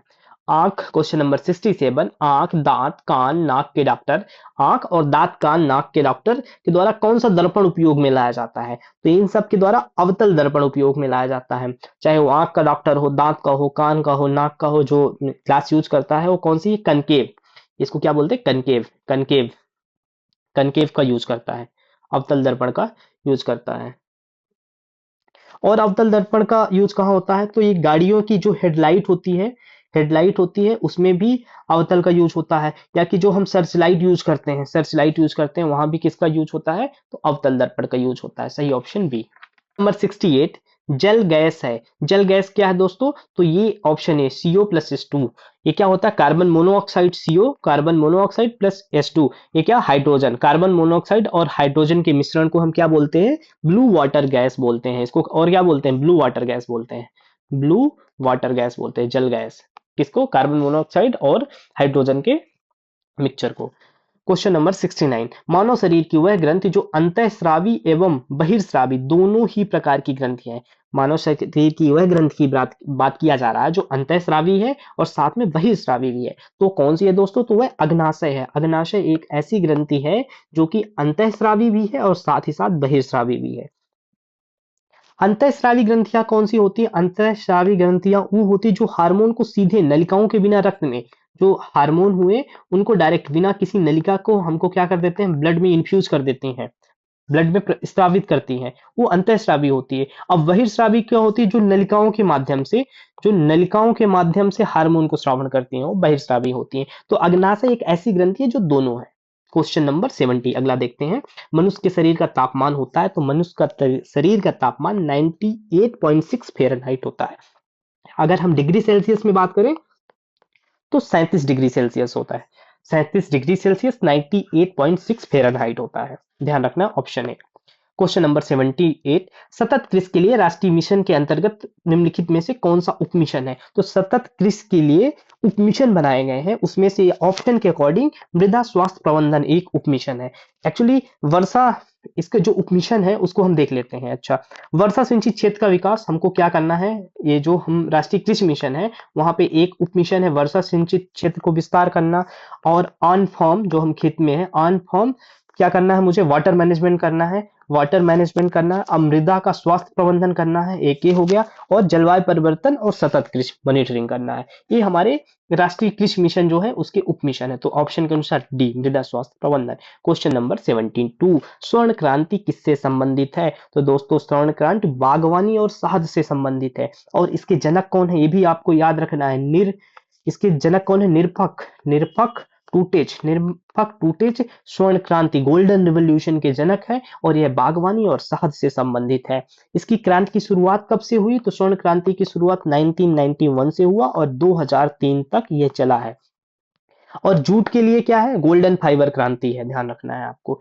अगला प्रश्न 73, निम्नलिखित में से उच्च जनसंख्या तनाव के क्षेत्रों में किस प्रकार की खेती की जाती है? तो जहां पे उच्च जनसंख्या तनाव होता है वहां पे इंटेंसिव सब्सटेंस एग्रीकल्चर होता है, गहन निर्वाह खेती, गहन निर्वाह खेती।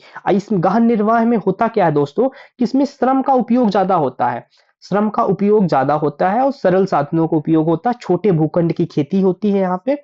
और ये दक्षिण पूर्व और पूर्वी एशिया के जो मानसून क्षेत्र है वहां पे घनी आबादी वाले क्षेत्रों में देखने को मिलता है।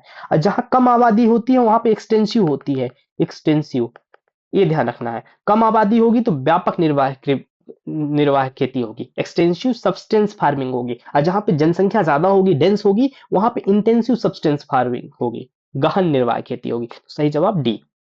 क्वेश्चन नंबर 74, यहाँ पे एक वर्ष की बात की जा रही है जिसमें भारत के तत्कालीन प्रधानमंत्री इंदिरा गांधी ने हरित क्रांति की उपलब्धि दर्शाने हेतु गेहूं क्रांति शीर्षक से विदेश टिकट जारी किया। तो किस वर्ष की बात हो रही है? तो ये बात हो रही है हमारी 1968 की, 1968 में की बात हो रही है। 1968 में उस समय प्रधानमंत्री इंदिरा गांधी ने हरित क्रांति की उपलब्धि को दर्शाने के लिए गेहूं क्रांति नामक शीर्षक से विदेशी डाक टिकट जारी किया था। और यह भारत में प्रारंभ कब हुई थी हरित क्रांति, ये भी ध्यान रखिए आप। 1965 से 68 के बीच में हरित क्रांति थी। और इसमें किस फसल के लिए थी? तो गेहूं और चावल, व्हीट एंड राइस के लिए थी। और तत्कालीन प्रधानमंत्री ने डाक टिकट जारी किया था, ये ध्यान रखना है। और ये भी अभी हाल ही में इनका निधन हुआ, तो ये भी महत्वपूर्ण है। भारत में हरित क्रांति के जनक कौन थे? तो एम एस स्वामीनाथन थे, एम एस स्वामीनाथन थे। और हरित क्रांति के जनक अगर पूछ दिया जाए तो कौन थे? नॉर्मन बोरलॉग थे, ये भी ध्यान रखना है आपको, नॉर्मन बोरलॉग थे। अब हम अगले प्रश्न की ओर बढ़ते हैं, क्वेश्चन नंबर 75। झारखंड में झूम कृषि को क्या कहते हैं? तो झारखंड में झूम कृषि को क्या कहते हैं? कुरुआ। कुरुआ क्या है? झारखंड की झूम कृषि है, ये ध्यान रखना है आपको। एक हम लिस्ट ही बता दे रहे हैं भारत में झूम कृषि को क्या क्या बोलते हैं। जैसे एक तो नॉर्थ ईस्ट में हम देख लेते हैं, नॉर्थ ईस्ट में, नॉर्थ ईस्ट मतलब पूर्वोत्तर भारत में, चलिए पूर्वोत्तर लिख दिया। पूर्वोत्तर भारत में इसको झूमिंग बोलते हैं, झूमिंग या झूम कृषि बोलते हैं, ठीक है। फिर अब हम आते हैं मध्य प्रदेश में। मध्य प्रदेश में, एमपी में क्या बोलते हैं इसको? बेवर या दहिया, बेवर और दहिया। ये मुख्यतः बैगा जनजाति द्वारा किया जाता है, बेवर और दहिया। और अब देखते हैं आंध्र प्रदेश में, आंध्र प्रदेश में इसको बोलते हैं पेंडा। आंध्र प्रदेश में क्या बोलते हैं? पेंडा, कहीं कहीं हमको पोड़ू भी देखने को मिल जाएगा, पेंडा और पोड़ू। और फिर देखते हैं उड़ीसा। उड़ीसा में क्या बोलते हैं इसको? इसको ब्रिंगा, ब्रिंगा, ब्रिंगा, ब्रिंगा कहाँ बोलते हैं? उड़ीसा में ब्रिंगा। या हमको कई जगह वहां पे कोमन भी देखने को मिलता है। और एक है पामीडाबी, पामीडाबी, ये कहाँ पे? उड़ीसा में। मोस्टली ब्रिंगा, उड़ीसा ब्रिंगा कहाँ? उड़ीसा में है। और कुमारी कहाँ पे बोलते हैं? कुमारी हमको बोलते हैं वेस्टर्न घाट में, पश्चिमी घाट में, पश्चिमी घाट में हमको कुमारी बोलते हैं। और राजस्थान में जानना बहुत जरूरी है, राजस्थान में क्या बोलते हैं दोस्तों? तो राजस्थान में इसको वाल्टे बोलते हैं, वाल्टे या वले भी बोलते हैं, वले। झारखंड में कुरवा। और एक और देख लीजिए खील। खील कहाँ बोली जाती है? खील या खील हिमालयी क्षेत्र में, हिमालयी क्षेत्र में बोली जाती है। तो हम बात कर रहे हैं झूम कृषि को अन्य नाम, तो नॉर्थ ईस्ट इंडिया में झूमिंग नाम से जानते हैं। मध्य प्रदेश में वेवर और दहिया के नाम से जानते हैं, मुख्यतः बैगा जनजाति करती है। आंध्र प्रदेश में पेंडा या पोंडू के नाम से, पेंडा या पोनू के नाम से जानते हैं। उड़ीसा में ब्रिंगा, ब्रिंगा, और इसको कोमन या कि पामीडाबी भी कहते हैं। और कुमारी कहाँ पे कहा जाता है? तो पश्चिमी घाट के क्षेत्र में कहा जाता है। राजस्थान में वाल्टे या वले के नाम से जानते हैं। खील हिमालयी क्षेत्र में कहते हैं, ध्यान रखना है। अब प्रश्न में क्या पूछा हुआ है? झारखंड, तो झारखंड में कुरवा कहते हैं। हमने कुमारी बताया ना, कहाँ बोलते हैं आप बताइए? अभी ही बताया, कुमारी कहाँ पे बोलेंगे? तो ये वेस्टर्न घाट में बोलेंगे, वेस्टर्न घाट, पश्चिमी घाट में बोलेंगे। खील हिमालयी क्षेत्र में बोलेंगे। ये वले तो यहीं पे लिख दिया हूँ, राजस्थान में बोलेंगे।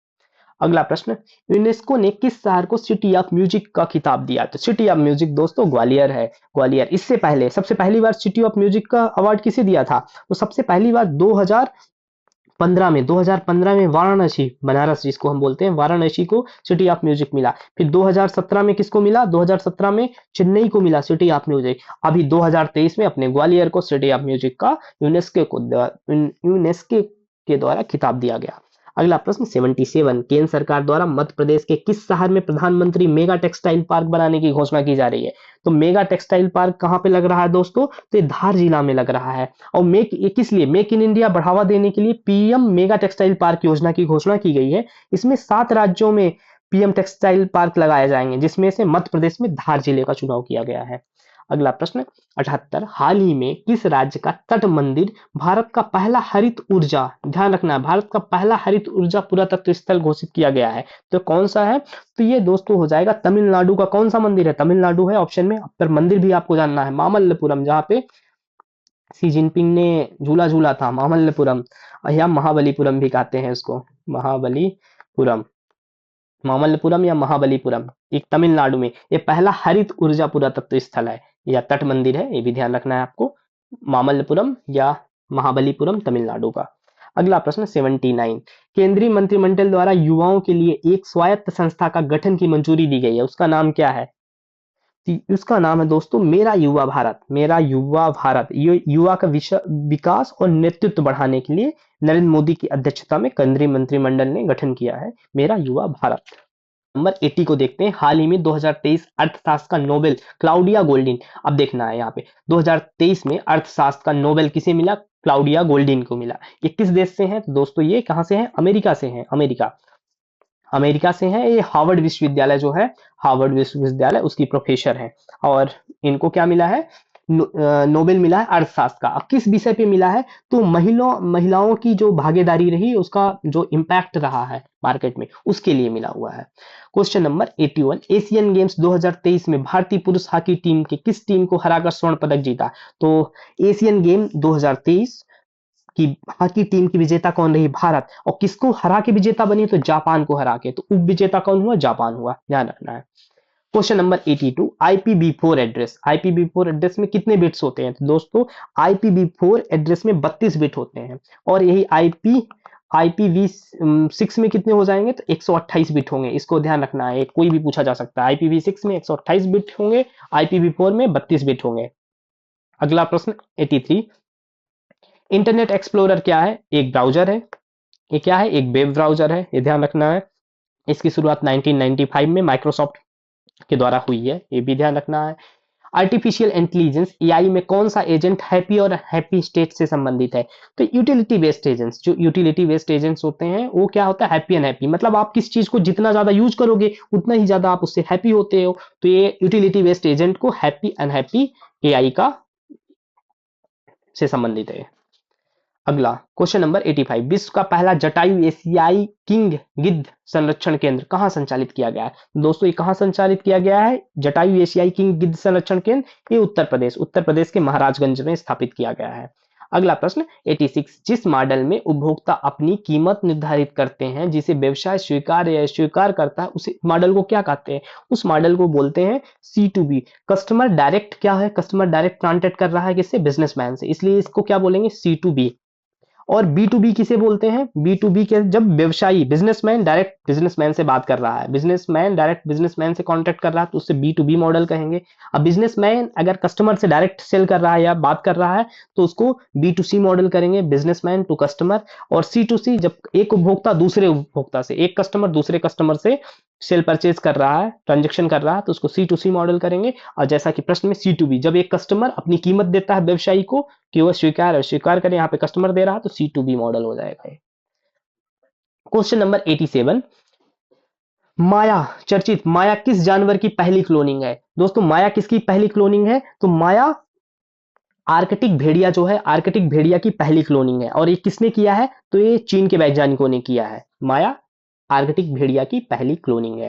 क्वेश्चन नंबर 88, जवाहर रोजगार योजना किस वर्ष प्रारंभ की गई? तो जवाहर रोजगार योजना किस वर्ष? 1989 में प्रारंभ की गई थी। जवाहर और राजीव गांधी के सरकार में जवाहर रोजगार योजना 1989 में प्रारंभ की गई है। और किसमें? ये 7वीं पंचवर्षीय योजना में है, 7वीं पंचवर्षीय योजना का भाग थी। क्वेश्चन नंबर 89, देश के पहले जैव विविधता अनुवांशिक सिल्क पार्क का शुभारंभ कहाँ किया जा रहा है? दोस्तों बहुत इंपॉर्टेंट क्वेश्चन है। देश का, ये भारत का पहला है जैव विविधता अनुवांशिक सिल्क पार्क, कहाँ पे शुभारंभ हुआ इसका? तो इसका शुभारंभ हुआ पचमढ़ी में प्रारंभ हो रहा है।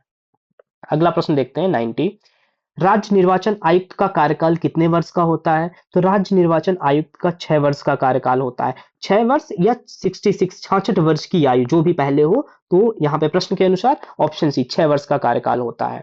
अब मध्य प्रदेश राज्य निर्वाचन आयुक्त का गठन कब किया गया था? तो 1 फरवरी 1 फरवरी 1994 को मध्य प्रदेश राज्य निर्वाचन आयोग का गठन हुआ था। यह राज्य निर्वाचन आयोग अनुच्छेद किस अनुच्छेद में है, ये भी ध्यान रखना है। ये अनुच्छेद 243 के में राज्य निर्वाचन आयोग की बात किया जा रहा है। मध्य प्रदेश राज्य निर्वाचन आयोग का गठन 1 फरवरी 1994 को किया गया था और इसका गठन किसके द्वारा, नियुक्ति और त्याग पत्र किसके द्वारा होता है, राज्यपाल के द्वारा होता है। कार्यकाल 6 वर्ष या 66 वर्ष। वर्तमान में इसके प्रमुख कौन है, मध्य प्रदेश राज्य निर्वाचन आयुक्त कौन है, तो ये है बसंत प्रताप सिंह। बसंत प्रताप सिंह, ध्यान रखना है। क्वेश्चन नंबर 91, राज्य मानवाधिकार आयोग के प्रमुख कितनी उम्र तक पद पर बने रह सकते हैं, तो कितनी उम्र तक बने रह सकते हैं, तो 70 वर्ष की उम्र तक ये अपने पद पर बने रह सकते हैं। अब हम राज्य मानवाधिकार आयोग के बारे में जान लेते हैं। इसका गठन मध्य प्रदेश में 13 सितंबर 1995 1995 13 सितंबर 1995 में राज्य निर्वाचन आयोग का गठन हुआ। इसके वर्तमान में प्रमुख कार्यवाहक प्रमुख है मनोहर ममतानी। वर्तमान में प्रमुख कौन है, ये कार्यवाहक है मनोहर ममतानी, ये ध्यान रखना है आपको। और इसका कार्यकाल क्या होता है, 3 वर्ष या 70 वर्ष की उम्र इसका कार्यकाल होता है। और राज्यपाल द्वारा सीएम के नेतृत्व में गठित समिति के द्वारा इनकी नियुक्ति हो जाती है और त्याग पत्र भी ये किसको देते हैं, राज्यपाल को देते हैं। तो इतनी बात मानवाधिकार आयोग के बारे में आपको ध्यान रखना है। क्वेश्चन नंबर 92, उपयुक्त कथनों पर विचार कीजिए। उपयुक्त कथनों पर विचार करना है आपको। निर्वाचन आयोग एक स्वायत्त संवैधानिक निकाय है, बिल्कुल सही। निर्वाचन आयोग कैसा है, एक ऑटोनॉमस कॉन्स्टिट्यूशनल बॉडी है। सेकंड, यह देश में लोकसभा, राज्यसभा, राज्य विधानसभा, राष्ट्रपति और उपराष्ट्रपति के चुनाव का निर्वाचन व संचालन करता है, बिल्कुल सही। तीसरा, मुख्य निर्वाचन आयुक्त को भारत के सर्वोच्च न्यायालय के न्यायाधीश के समकक्ष दर्जा प्राप्त है, तो यह भी बिल्कुल सही हो जाएगा दोस्तों, सर्वोच्च न्यायालय के न्यायाधीश के समक्ष इसको दर्जा प्राप्त है। तो इसका सही जवाब हो जाएगा ऑप्शन ए। 1 2 3 तीनों ऑप्शन सही है। अब इसके बारे में हम जान लेते हैं, निर्वाचन आयोग के बारे में थोड़ा जान लेते हैं। तो निर्वाचन आयोग संविधान में कहाँ वर्णित है, तो संविधान के भाग 15 में वर्णित है। भाग 15 किस अनुच्छेद में, अनुच्छेद 324 से 329 के बीच में इसका वर्णन है। और निर्वाचन आयोग की स्थापना कब की गई थी, तो 25 जनवरी 1950 को इसका गठन किया गया था। इसका सचिवालय दोस्तों कहाँ पे है, तो इसका सचिवालय कहाँ पे, न्यू दिल्ली में है। न्यू दिल्ली में इसका सचिवालय है। और कार्यकाल आयुक्त की कितनी होती है, 6 वर्ष या 65 वर्ष की उम्र। अब वर्तमान में कौन है मुख्य चुनाव आयुक्त भारत के, तो राजीव कुमार हैं। राजीव कुमार ये मुख्य चुनाव आयुक्त हैं और किस नंबर के हैं, तो 25वें नंबर के हैं। इनकी नियुक्ति कौन करता है, तो नियुक्ति राष्ट्रपति के द्वारा होती है। तो इतनी बात मुख्य निर्वाचन आयोग के बारे में ध्यान रखना है आपको। क्वेश्चन नंबर 93, उपर्युक्त कथनों पर विचार कीजिए। पहला, भारत के संविधान के अंतर्गत एक स्वतंत्र प्राधिकारी है, बिल्कुल सही। वर्ष 1958 में सीएजी के अधिकार क्षेत्र में जम्मू कश्मीर को शामिल किया गया, ये भी बिल्कुल सही। 1958 में जम्मू कश्मीर को पहली बार सीएजी के अधिकार क्षेत्र में लाया गया था। और तीसरा, 1976 में सीएजी को लेखांकन के कार्य से मुक्त कर दिया गया, ये भी बिल्कुल सही है। सीएजी को लेखांकन अकाउंटिंग के कार्य से कब, 1976 में अलग कर दिया गया। अब सीएजी और लेखांकन का काम अलग अलग होगा। 1958 में सीएजी को जम्मू कश्मीर का कार्यभार भी दिया गया और ये स्वतंत्र संवैधानिक निकाय है। तो इतनी बात आपको ध्यान रखना है। ये तीनों सही है, तो सही ऑप्शन हो जाएगा 1 2 3। और ये इसकी कहाँ पे वर्णित है, जो सीएजी की बात कहाँ पे की गई है, तो अनुच्छेद 148 से लेके 151 के बीच में की गई है बात। यह भाग संविधान के भाग 5 में 148 से 151 के बीच में बात की गई है। देखते हैं क्वेश्चन नंबर 94, राष्ट्रीय महिला आयोग एक निकाय है, तो राष्ट्रीय महिला आयोग कैसा निकाय है, तो ये संविधिक निकाय है। संविधिक निकाय है। इसका गठन कब किया गया, महिला आयोग का गठन हुआ था 31 जनवरी, ये भी ध्यान रखना है आपको, 31 जनवरी 1992 को इसका गठन किया गया था। और पहली महिला आयोग की अध्यक्षा कौन रही, जयंती पटनायक। पहली कौन थी, जयंती पटनायक थी। और वर्तमान में कौन है, वर्तमान में हम देखते हैं तो वर्तमान में महिला आयोग की अध्यक्ष है रेखा शर्मा वर्तमान में महिला आयोग की अध्यक्ष हैं। और इनकी नियुक्ति कौन करता है, तो महिला आयोग की नियुक्ति केंद्र सरकार के द्वारा होती है। और इनका कार्यकाल कितना होता है, तो कार्यकाल 3 वर्ष होता है। अब प्रश्न में क्या पूछा गया है, प्रश्न में पूछा गया है कि कैसा निकाय है, तो सांविधिक निकाय है। 95, सूचना आयुक्त की नियुक्ति हेतु गठित समिति में इनमें से कौन नहीं होता, तो सूचना आयुक्त के नियुक्ति के लिए जो समिति गठित होती है उसमें कौन सदस्य नहीं होता है, तो प्रधानमंत्री, लोकसभा के विपक्ष का नेता, प्रधानमंत्री द्वारा नामित केंद्रीय कैबिनेट मंत्री, राज्यसभा का उपसभापति। तो इसमें गलत क्या हो जाएगा दोस्तों, ऑप्शन डी, राज्यसभा का उपसभापति ये सूचना आयुक्त के समिति में सदस्य नहीं होता है। केंद्रीय सूचना आयुक्त की जब बात की जा रही है तो हम देख लेते हैं केंद्रीय सूचना आयोग के बारे में। केंद्रीय सूचना आयोग जो कि 2005 में इसका गठन हुआ। केंद्रीय सूचना आयोग में एक मुख्य आयुक्त होता है और 10 अन्य आयुक्त होते हैं, और इसकी नियुक्ति राष्ट्रपति द्वारा एक समिति की सिफारिश पर की जाती है। और उस समिति में होता कौन कौन है, समिति का अध्यक्ष प्रधानमंत्री होते हैं। सचिन, इसको आप देख लीजिएगा। अध्यक्ष कौन होगा, जो समिति बनेगी, प्रधानमंत्री होंगे। और सदस्य कौन कौन होंगे, लोकसभा में विपक्ष का नेता और प्रधानमंत्री द्वारा नामित केंद्रीय कैबिनेट मंत्री शामिल होते हैं, ये इसके सदस्य में शामिल होते हैं। और जो मुख्य सूचना आयुक्त होता है उसका वेतन कितना होता है, 2.5 लाख, 2.5 लाख रुपए पर मंथ होता है। और मुख्य आयुक्त और अन्य आयुक्त तो सभी का वेतन उतना ही होता है। नियुक्ति राष्ट्रपति द्वारा होती है और एक बार नियुक्ति के बाद एक पुनर्नियुक्त के पात्र नहीं होते हैं। अब वर्तमान में मुख्य सूचना आयुक्त कौन है, श्री हीरालाल है। श्री हीरालाल वर्तमान में मुख्य सूचना आयुक्त हैं। तो प्रश्न में क्या पूछा गया था, सूचना आयुक्त की नियुक्ति हो गठित समिति में कौन नहीं है, तो हमने देखा राज्यसभा के उपसभापति ये समिति में नहीं होते हैं। कौन कौन होता है, तो प्रधानमंत्री होता है और विपक्ष का नेता होता है तथा प्रधानमंत्री द्वारा नामित कोई भी केंद्रीय कैबिनेट मंत्री का सदस्य होता है। अगला प्रश्न देखते हैं, क्वेश्चन नंबर 96।